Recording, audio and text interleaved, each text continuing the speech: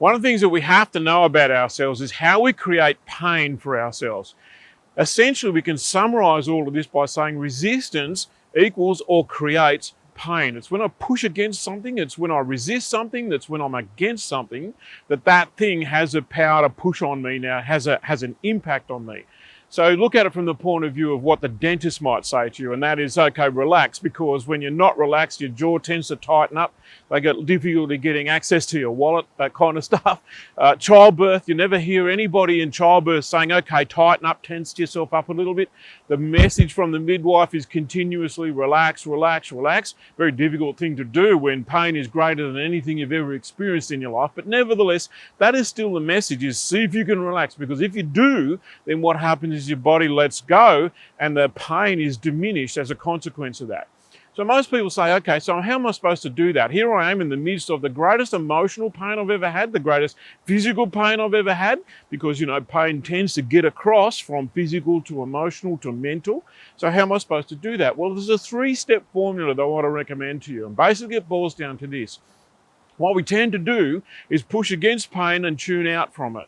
Therefore, the opposite is probably going to work. So what we've seen work repeatedly is turning towards the pain, is bringing your awareness to it. In other words, if say for example, your muscle is tightening up, tell me about it. So what we need to do is go and say, okay, so is that a soreness? Is that a tightness? Is it redness? Is it blunt? Is the pain sharp, or is it dull? Does it throb?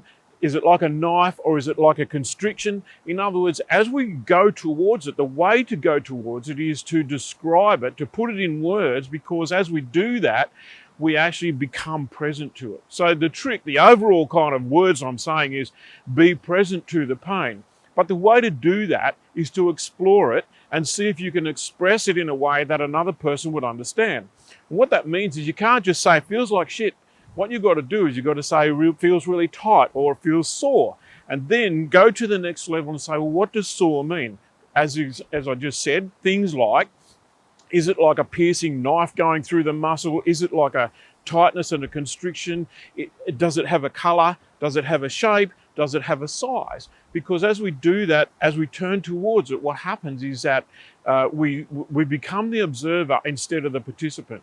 And that's really important when it comes to pain, because you see, when you're the participant, you're the victim of whatever's going on in your body. Of course, if this muscle cramps, then that's going to create massive amount of pain.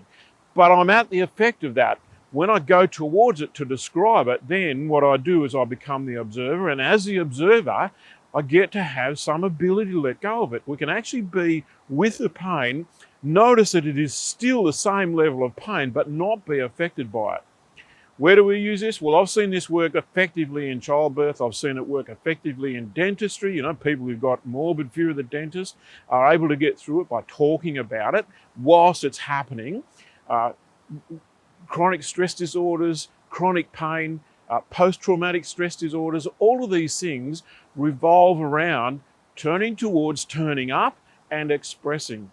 Of course, most people, we describe this mostly physically, but exactly the same thing happens with emotions. If you've been hurt or you've been damaged, then really one of the ways through that, if there's an emotion that you're struggling with, and it might be that, you're overcome with anger about something that's taken place, or you're just drop dead sad about some loss you've experienced, or there's fear that it just paralyzes you, then exactly the same thing works, and that is turn towards it. In other words, anger, you'll probably describe it more like fire in the belly. Sadness, you're going to describe it more like a collapse emotion. There's something you want to hold in your middle. And fear, like I said, tends to paralyze and freeze. So we can describe these things. The more we describe them, the more we tune into them. The more we tune into them, the greater the power we have to not let them affect us. Now, I'm not saying these things go away, and that's most people's objective. It's kind of like the whole idea of Panadol is to make the pain go away.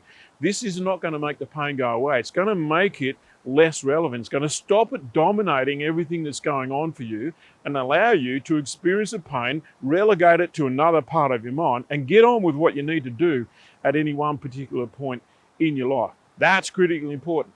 The only problem is practice makes perfect. So you'll be really good at this once you've had lots of goes at it.